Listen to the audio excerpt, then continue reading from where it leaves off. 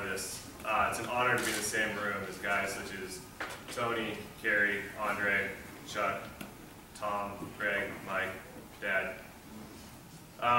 The athletic and professional achievements of each of these guys is truly staggering, but to diverge from the stat sheets, quantitative data, and resume, I'm going to provide a little insight into the heart of who my dad is and how he helped shape my life. When I was 6 years old, my dad helped coach my Little League coach pitch team, and he was the pitcher. So our Little League field was asymmetrically shaped, right field being significantly shorter than left and center. And each time I came up to bat, he would toss me these high and outside pitches that I was able to wait on, so I could hit him over the right field fence. It wasn't cheating, he was just giving me a leg up. He's giving me a leg up in a litany of ways, but three main prevailing examples come to mind. The first, he fostered an unrelenting intrinsic drive within me by creating an environment for me to grow up in that allowed me to hunt down and pursue and achieve my goals on my own with no exterior pressure. He consistently made himself available to facilitate my development, but never force it on me. And for an example, anytime I wanted to go hit baseballs to practice, he would throw me countless buckets of balls, never criticizing my swing, but more importantly, never overly praising it. And he would only offer advice if I asked for it. He would spend endless hours rebounding thousands of my jump shots when I was in the gym, putting up shots, never criticizing, never overly praising, and only offering advice if I wanted to, because he knew if I truly wanted to be successful, it would have to come from within me, and not from him, not from my mom, and not from any materialistic motivators. And this intrinsic drive that he established in me nurtured a competitive nature that has directly led me to where I am today. The second example is his undying faith and support in me.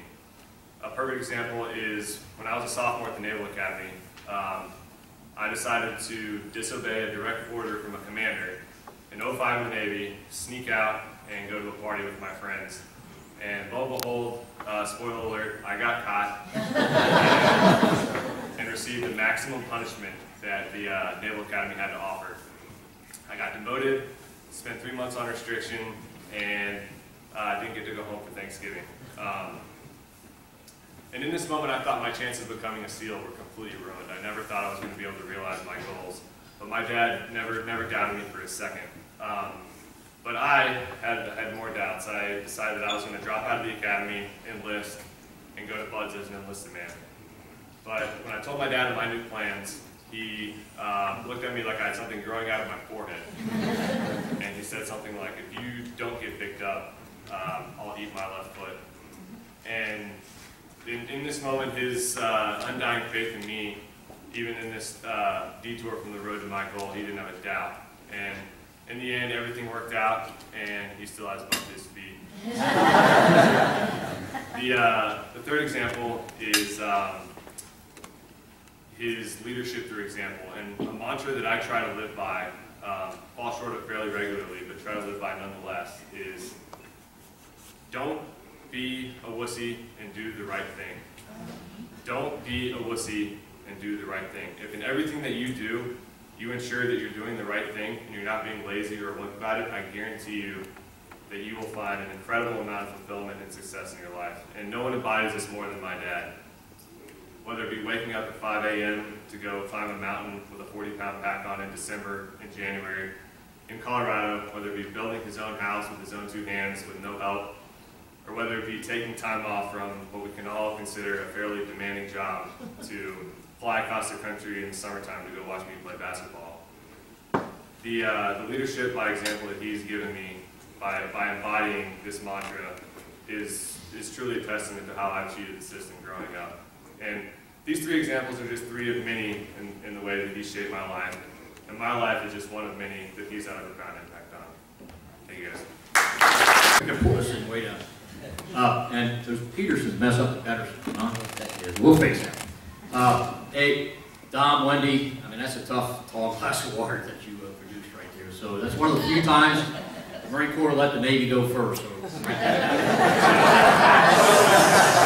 down. Start the clock yet? Yeah. Okay. Now. I'll give you the extra 15 seconds. Dom Gorie was the smartest, the strongest, the quickest, and the best-looking wrestler on our high school team in Miami. He was also in the best condition and was the most tenacious. Tom, I can't read your writing here.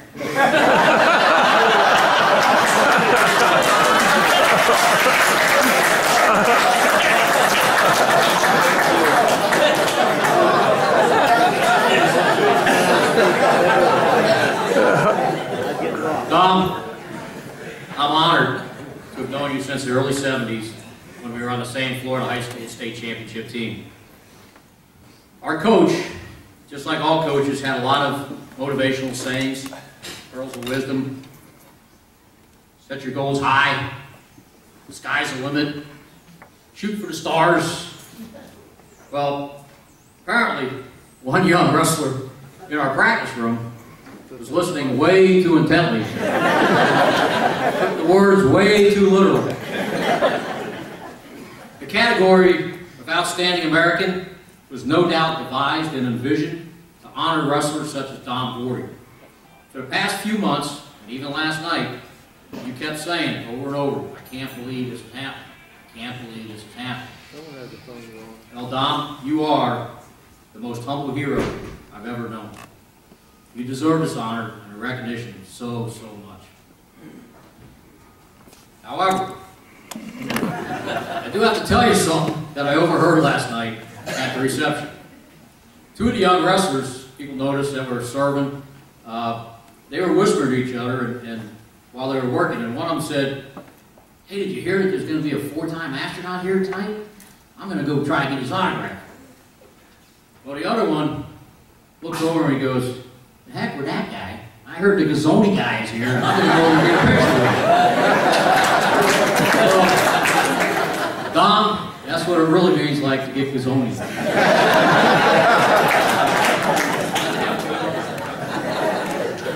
Submitting your nomination to the Hall of Fame was an easy thing to do.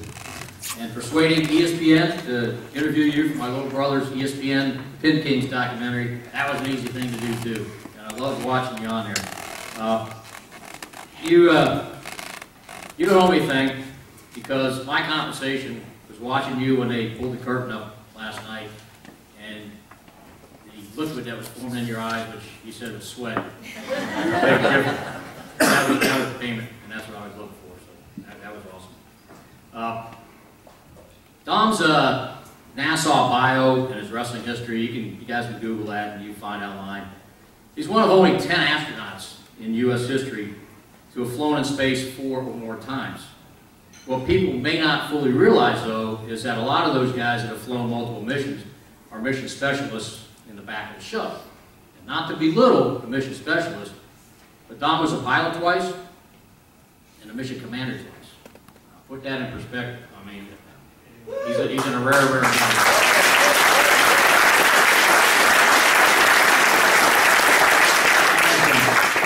One quick story that Dom told me a while back, and it was about his first shuttle launch. He was the pilot of Discovery, first time in space, 1998. Now remember, Dom is the most humble. No kidding, he's the most humble guy that I know. It was a long 10-day flight. It was the final docking mission that we had with the Russian Mir space station. He's the pilot of the shuttle. When the mission was complete, Dom's flying the shuttle. He's setting up for re-entry into the Earth, setting up for the long approach to Kennedy Space Center. He's completely focused, disciplined, following all the checklists, just like wrestling practice. Things over and over and over again. And now he's doing it for real. So, again, remember, he's the most humble guy I know. It's no time for early celebrating, right? It's no time to let your head start swelling up a little bit and start thinking about the crowd cheering you on as you're flying the shuttle in and landing and everybody's looking on TV and live. But Dom's human. He's a humble human, but he's human. So after he lands and he rolls to a stop, I'm convinced that he allowed himself a few moments to kind of pat himself on the back a little bit. It's kind of unusual for Dom. And he kind of loses focus a bit. And as the other crew members start exiting the shuttle, he starts envisioning how cool it's going to be to get off the shuttle, all the people watching, and just do his little post-fight, and just kind of feel pretty good about it. Well, like all good wrestlers, he also starts thinking about the what-ifs. You know, like, what if this tough wrestler on his first mission just couldn't handle the 0G for 10 days? You know, what if his legs are weak? He just, you know, he stumbles down the stairs in front of the whole world, you know, and it's watching. God, I can't. So he starts getting a little nervous. He started to sweat a little bit. And he said, I don't know, we'll see. But all the other crew members are now off the space shuttle. Now, the mission commander sits in the front left. Again, Dom was the pilot, so he's sitting in the front right. Even the mission commander is off the shuttle. He's the only one sitting on the shuttle right now. And it's like, okay, it's time to get off. And so he puts his hands on his armrests and goes to push up, get out of his seat, fancy Nassau seat, and he can't get up. And he's like, holy crap, I can't get out of my seat. I mean, this is bad. Maybe the 0G, this is embarrassing. I'm a wrestler. I can't get out of my seat. There's a delay now. Everybody's wondering where the pilot is. And just then, a Nassau specialist came in the door to the left, off his left shoulder. She taps him on the left shoulder. She says, Commander Gorie, it would help if you undo your seatbelt.